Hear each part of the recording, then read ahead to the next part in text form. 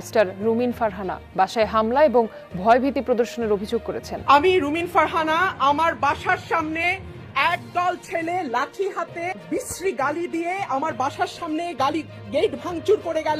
তারা বলতেছে, এই রুমিন, নোংরা একটা গালি দিয়ে মাগি তুই নাম নিচ্ছে।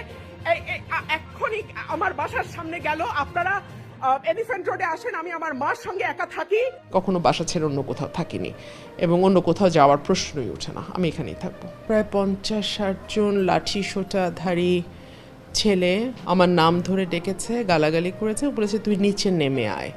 সঙ্গত কারণে আমি আমার মাকে নিয়ে একা থাকি। আমার মা অসুস্থ, 84 বছরের বৃদ্ধ মানুষ।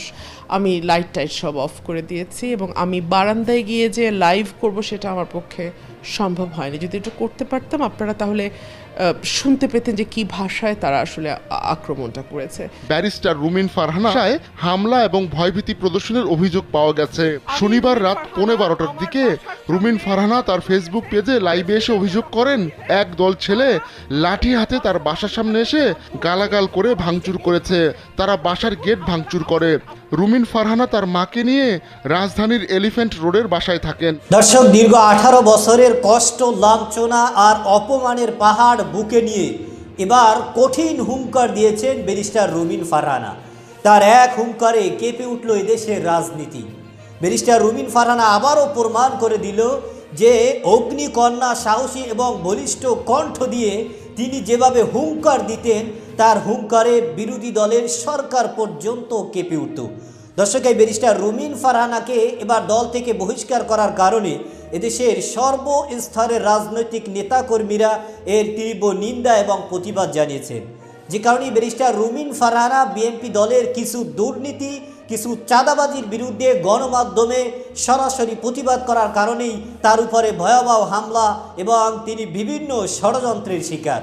দর্শক, এই বিষয়ের কিছু অংশ ভিডিওর শুরুতে শিরোনামে আপনারা দেখেছেন, বিস্তারিত পুরো ভিডিও জুড়ে।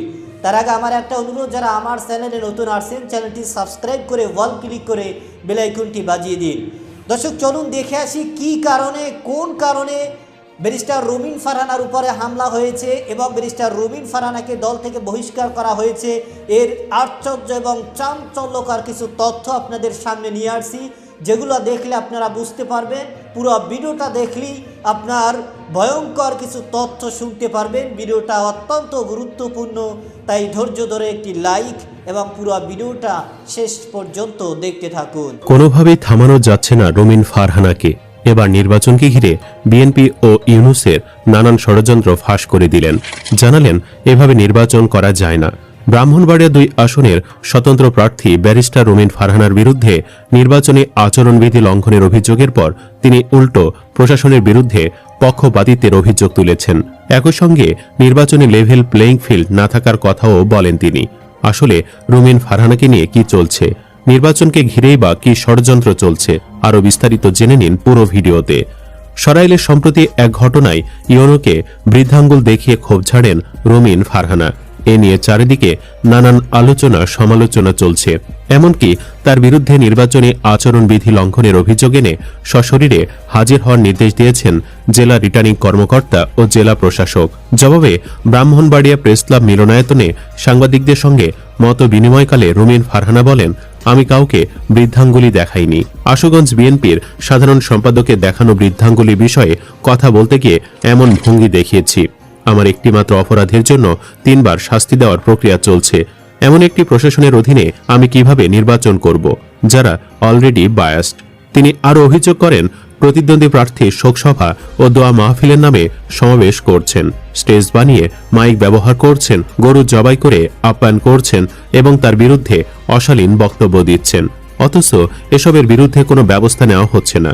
তিনি জানান, সোমবার সকালে জেলা রিটার্নিং অফিসারের কাছে গিয়ে জানতে চেয়েছিলাম কার বিরুদ্ধে কত টাকা জরিমানা করা হয়েছে, কিন্তু তিনি কোনো স্পষ্ট উত্তর পাননি।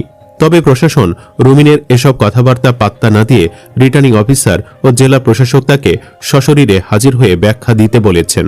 রিটার্নিং অফিসার ও জেলা প্রশাসক শারমিন আক্তার জাহানের স্বাক্ষরিত এক চিঠিতে 22 জানুয়ারি সকাল 11টায় কার্যালয়ে উপস্থিত হয়ে ব্যাখ্যা দেওয়ার নির্দেশ দেওয়া হয়। অন্যথায় তার অনুপস্থিতিতে আইনানুগ ব্যবস্থা নেওয়া হবে বলে চিঠিতে উল্লেখ করা হয়।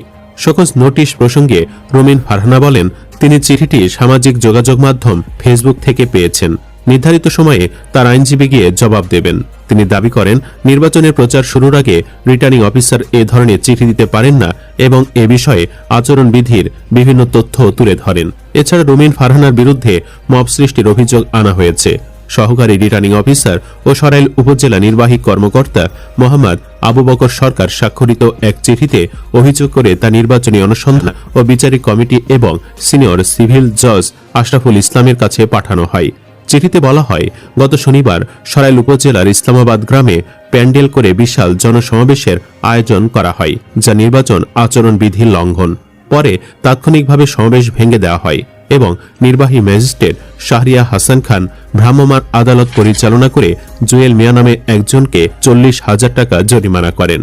চিঠিতে আরও অভিযোগ করা হয়, ওই সময় রুমিন ফারহানা নির্বাহী ম্যাজিস্ট্রেটের প্রতি আক্রমণাত্মক ভঙ্গিতে বৃদ্ধাঙ্গুলি প্রদর্শন ও আঙ্গুল উঁচিয়ে হুমকি দেন।